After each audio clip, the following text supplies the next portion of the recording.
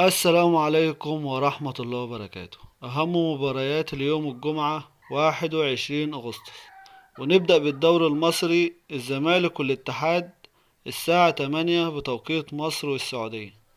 الماتش مذاع على قناة اون سبورت بتعليق بلال علام، وحكم الساحة هيكون أمين عمر.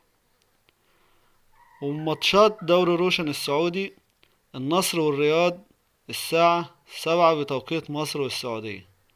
المباراة مذاعة على قناة 8-2 بتعليق مشاري القرني.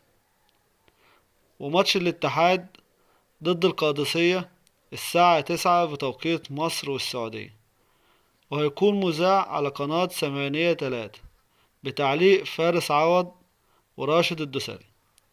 أما الدوري العراقي فكربلاء ضد الزوراء الساعة 6:30 بتوقيت مصر والسعودية. المباراة مذاعة على قناة العراقية الرياضية بتعليق جمال الدراجي. ما تنساش تعمل لايك واشتراك في القناة.